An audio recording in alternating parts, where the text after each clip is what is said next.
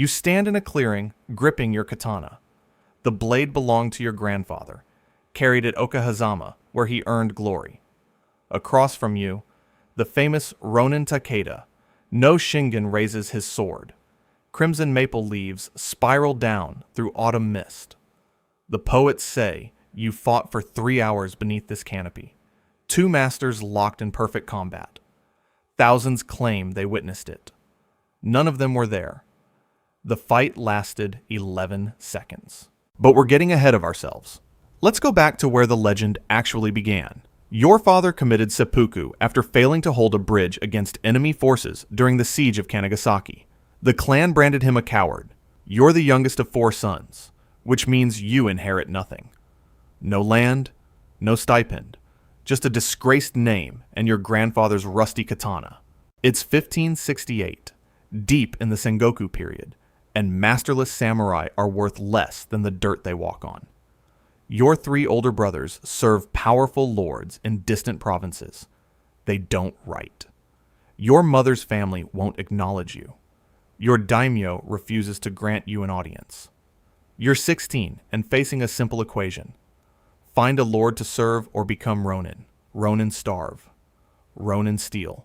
Ronin die forgotten in ditches with their swords sold for rice. You walk to the training grounds at your family's crumbling compound.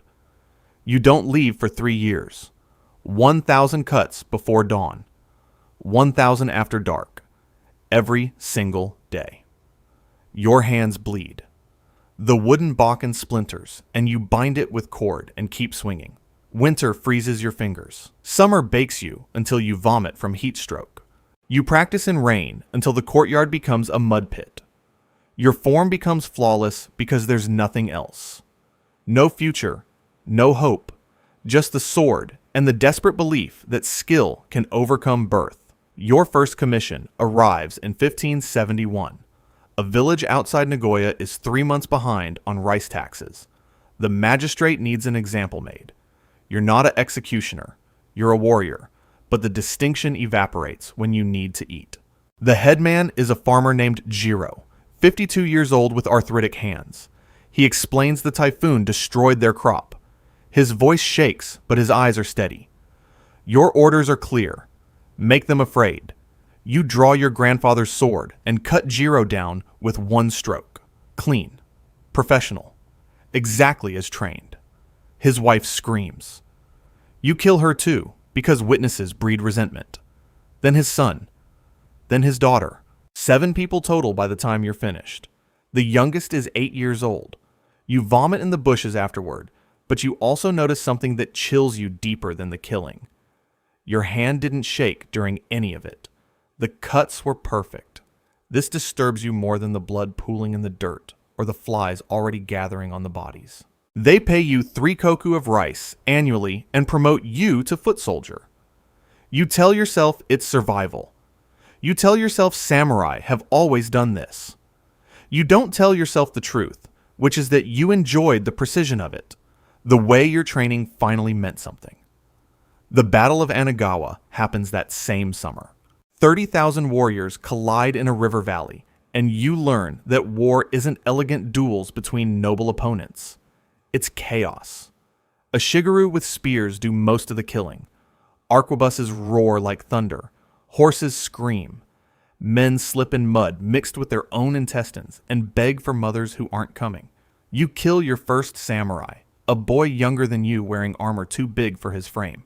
He's crying when your blade opens his throat. You survive by abandoning every principle of Bushido you ever romanticized. You stab a wounded enemy in the back. You trip a fleeing ally so the pursuing cavalry chases him instead of you. You hide among corpses when the arquebus volleys come. 8,000 men die. You don't.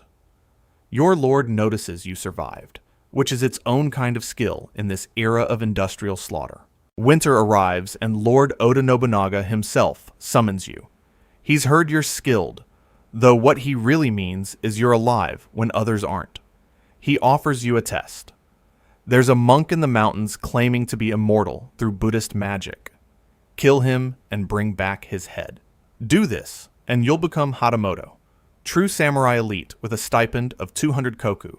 The monk's name is Kenshin. He's a former samurai who renounced violence and now teaches peasant children to read. This makes him more dangerous than any sword because he's spreading ideas. Ideas that maybe the cosmic order placing warriors above farmers isn't divinely ordained. Ideas that maybe literacy isn't just for the elite. You track him for 2 weeks through mountain snow. When you find him, he's teaching 7 children to write their names in the courtyard of the abandoned shrine. He sees you, dismisses the children with a gentle word, sits calmly on a stone bench.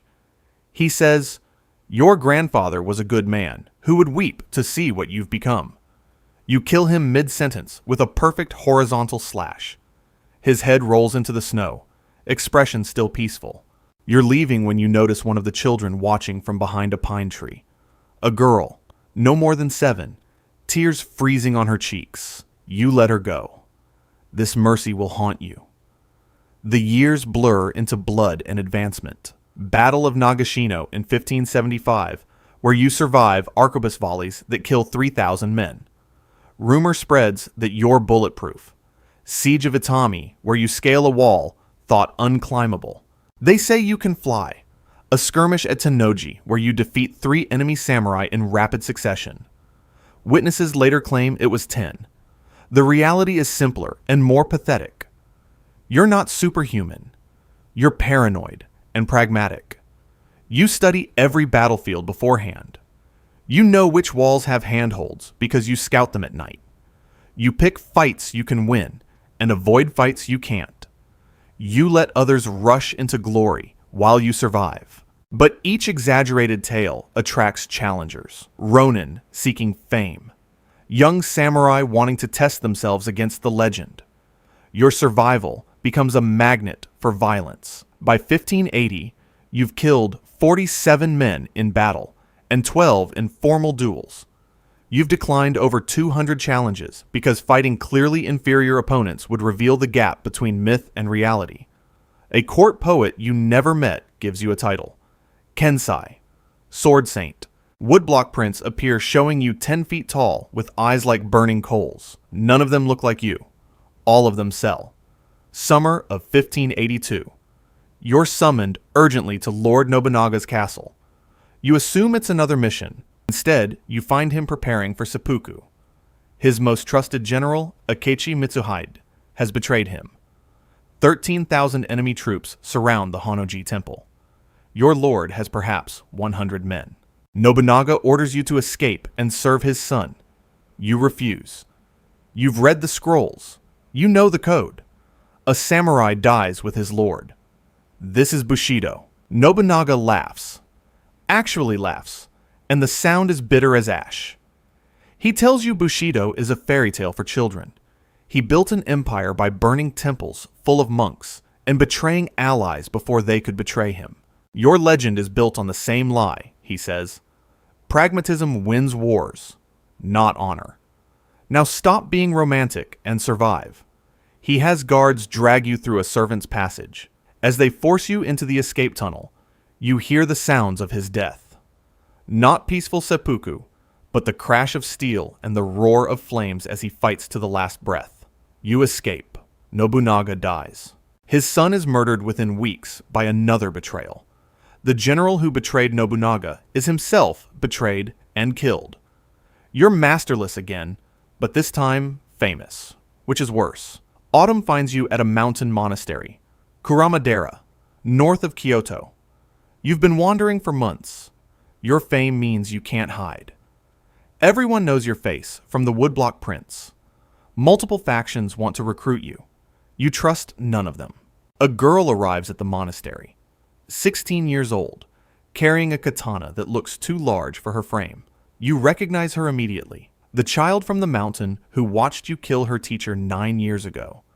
She challenges you to a duel. She studied your every documented technique. Read every account of your fights. She knows you better than you know yourself. Then, she shows you something that shatters everything. A document sealed with Nobunaga's personal seal. A confession from one of his advisors. Every legendary duel you fought, staged. Your opponents were paid to lose, or were criminals given a choice: fight you and maybe survive, or face certain execution. Your legend was manufactured propaganda to inspire troops and terrify enemies.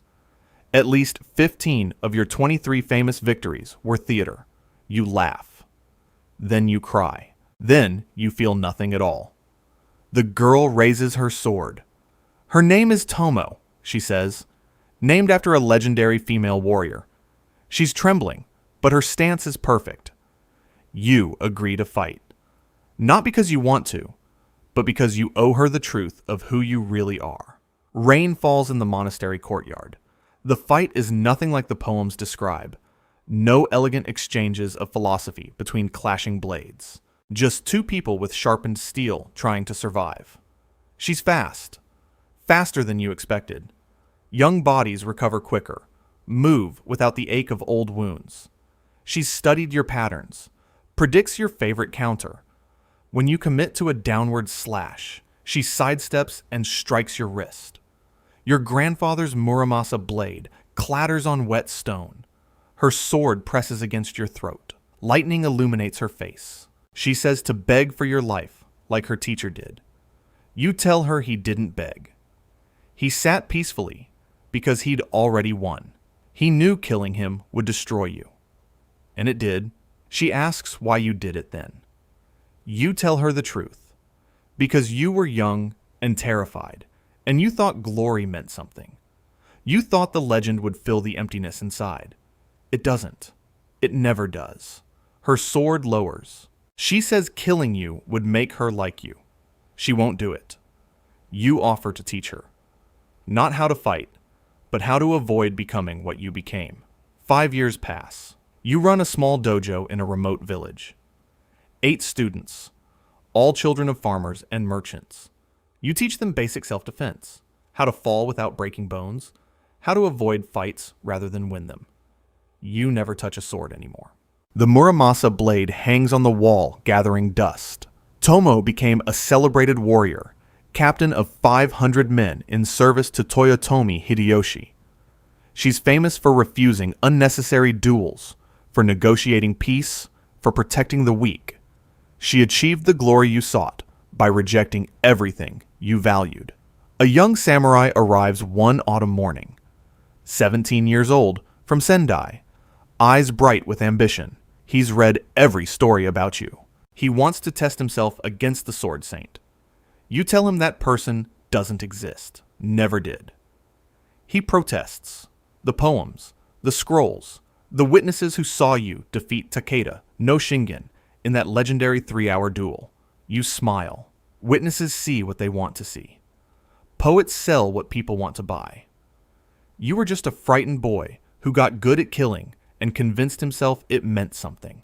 He asks if the duel with Takeda was real. You tell him yes. You're back in that clearing now. Crimson maple leaves falling. Takeda raises his sword. But here's what the poems don't mention. Takeda wasn't a legendary warrior. He was a ronin wanted for murder.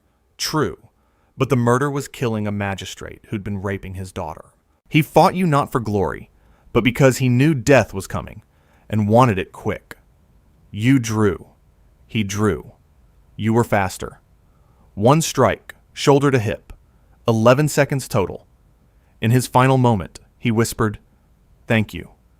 Every legendary duel you fought after that, you lost on purpose. Let lesser warriors win so they could have their moment of glory. You spread rumors that you'd been injured, that you'd lost your edge, that the legend was exaggerated. You spent 14 years building a myth. You've spent 31 years destroying it. They still write poems about you. The Sword Saint who defeated 10,000 enemies. The warrior who never lost. They carve your name into shrines. But you know the truth. The real battle was never against enemies with swords. It was against the emptiness inside, the void whispering that you only matter if others fear you, if poets sing your name, if your violence means something. You won every duel except that one. You died a legend. The monk you murdered in the snow, he died a nobody. Guess which of you found peace? and that's the truth behind the legend. Or at least a truth, because here's the thing about history. We only get the stories that survive, and survival favors the dramatic over the accurate. The real Sengoku period wasn't elegant warriors in pristine armor having philosophical debates before duels. It was mud and disease and starvation and industrialized killing. Thousands died nameless, so a handful could be remembered. We love samurai legends because they tell us violence can be noble, that there's honor in war, that skill with a blade means something profound. But the warriors themselves, the real ones, often knew better. The greatest trick of any legend is making you forget the person inside the armor was just as scared and desperate as you'd be. They weren't heroes. They were survivors with good public relations. If this story made you think differently about the warriors you've been taught to admire, drop a comment below. And if you want more deep dives into the gap between history and legend, hit that subscribe button, because the truth is always more interesting than the myth.